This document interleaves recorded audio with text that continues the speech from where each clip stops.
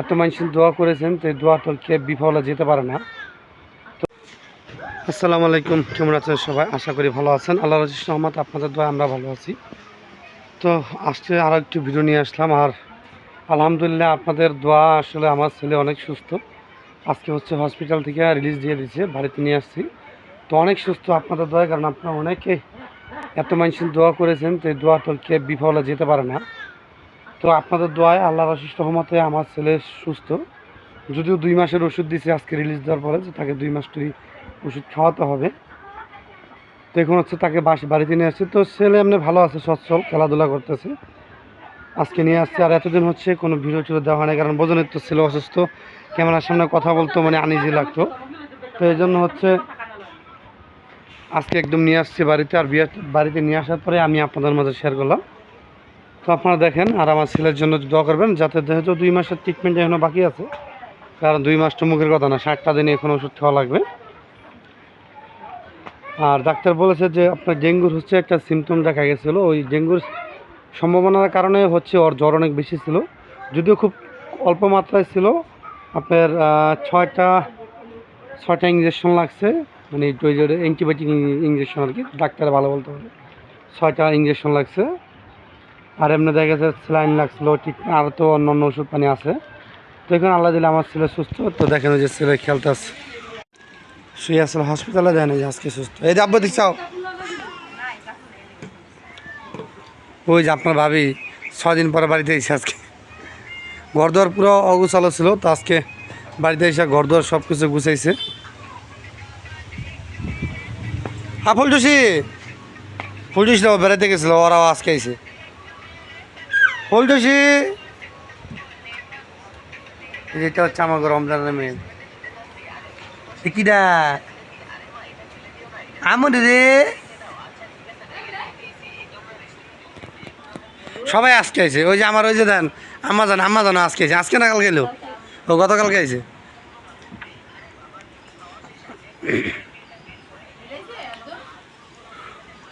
তো যাই হোক, আপনারা আমার সঙ্গে থাকেন, ভিডিওটা দেখতে থাকেন, আর অবশ্যই আমার চ্যানেলটি সাবস্ক্রাইব করে দেবেন। তো ওই যে আপনাদের ভাবি ছেলের জন্য মালটা কাটতেছে, যদিও খুব অল্প সরে, কারণ বেশি তো লাভ লাফা করো না, কারণ বেশি তো খেতে পারে না ছেলে, এখন অসুস্থ। ইত্যামি ফেটনামি করে। হ্যাঁ, এই অল্প একটু মালটা কেটে দিচ্ছি, তো ওইখানে দাও। বাবা খাও, বাবা ভালো খাও। আমি খেললো খেয়ে নেবো, সব খেয়ে নেবো। মা না আনা গেলাসে শরবত বানাই দেই। হ্যাঁ, তো ছেলেকে নিয়ে বসে রয়েছি। আর এই যে ছেলেকে খাইতে যে খাবে না, ওকে বলতেছে জুস বানাই দিতে। আর আমি কাজে থেকে আইসা পড়ছি আরও আগে, কারণ বিষয় হলো ছেলেকে একটু সময় দিতে হবে। কারণ আমি যদি ছেলের পাশে থাকি, তাহলে ছেলে একটু ভালো থাকে, একটু ভালো না ভালো থাকে। মানে দেখা গেছে আমার সাথে খেলাধুলা করে, একটু দুষ্টাইম ফাইলাম করে। আর আমি বাসা থেকে গেলে আর মার সাথে গলা ধরে শুয়ে থাকে, আর কিছু করে না। তো এই জন্য হসপিটাল থেকে একদিন আগে রিলিজ দিয়েছি। ডাক্তার বলছিল যে একদিন আরও একদিন রাখতে, তো আমরা রাখিনি গা, যেহেতু জ্বর চলে গেছে আর শুয়েও কমপ্লিট হয়ে গেছে। তো বাসায় নিয়ে আসছে ছেলে। আপনার ছেলের জন্য দোয়া করবেন, যেন খুব দ্রুত সুস্থ হয়ে যায়। খেতে পারে না। হ্যাঁ, এখনো কিচ্ছু খেতে পারে না। এই জন্য যে দেখেন, আপনার দেখেন মাল থাকাই যেতেছে, কিন্তু খায় না। এদিন জুস বানাই দিব, তো জুস বানায়।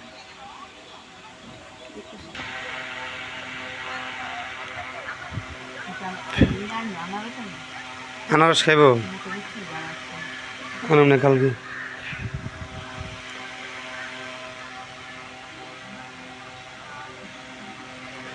এই দেখছেন আব্বু,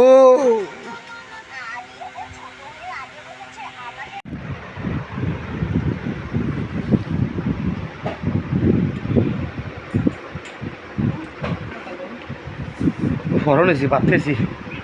তো অনেকদিন পরে তো বাড়ির ঘর মনে করেন একটু ভরা লাগতেছে। আর বহুত দিন পরে আজকে বাজার করছি। বহুত দিন, প্রায় 1 সপ্তাহ 9 দিন হয়ে গেছে বাড়িতে কোনো বাজার করি না। ছেলে অসুস্থ হওয়ার অনেক দিন আগে থেকে বাজার করা বন্ধ করে দিছি।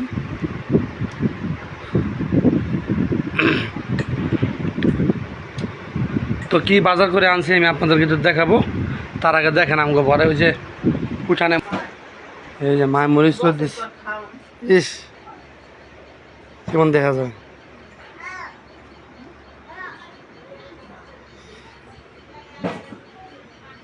আরে বাইরে তাকান যাইতেছে না রোদ্রে।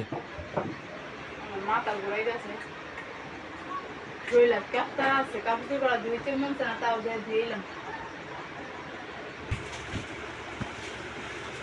ওই যে ছেলে মনে করেন যে বাজার করতেছে, বাজার মানে কি কি আনছিল আনতেছে একটা করে এই যে বাইরে থেকে।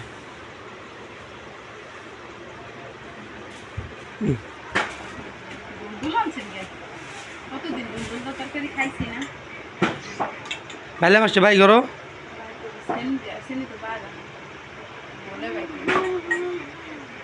চিনি দিয়ে পানি রেখে দিছি একটা ড্রাম কিনতাম না যেরাম কিনা নেই ওই স্যার মনে স্যার টাকা টাকা কত জানো 700 না 500 ভাই 600 কি আরে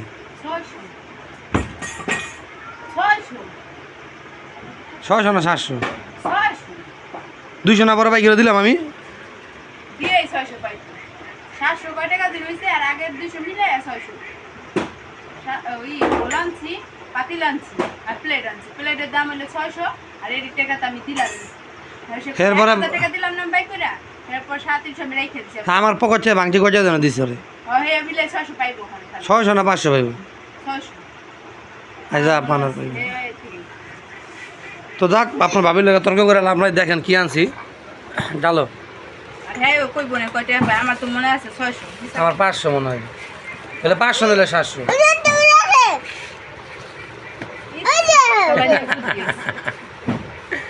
জেতা মাছ এই জায়গা নদীর কাছে চলো ভাই ডাইলা রাখা মইবো তলা উপরে পলিথিনা দিয়ে দাও, পলিথিনা দিয়ে দাও উপরে।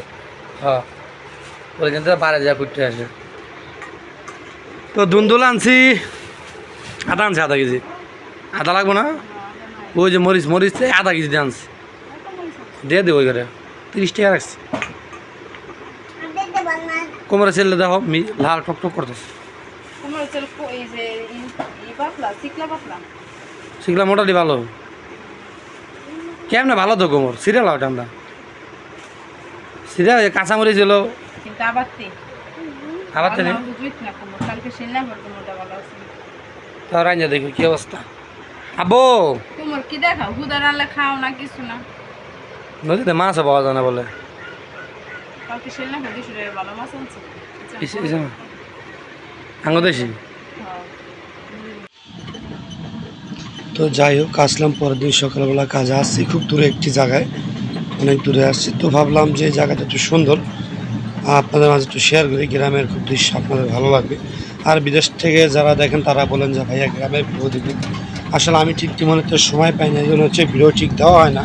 আপনারা যা চান তা আমি দিতে পারতেছি না, সেই জন্য এই রাস্তা দিয়ে যখন যাচ্ছিলাম একদম নীরব, হ্যাঁ একদম গ্রামের পরিবেশটাই আপনাদের মাঝে ভিডিওটা শেয়ার করলাম। তো আপনারা এতক্ষণ আমার সঙ্গে যারা আছেন আপনাদেরকে অনেক ধন্যবাদ, আসলে আপনাদের সাপোর্ট পেয়ে আমি এই পর্যন্ত এসেছি। তো সবাই আমার জন্য দোয়া করবেন। আল্লাহ হাফেজ।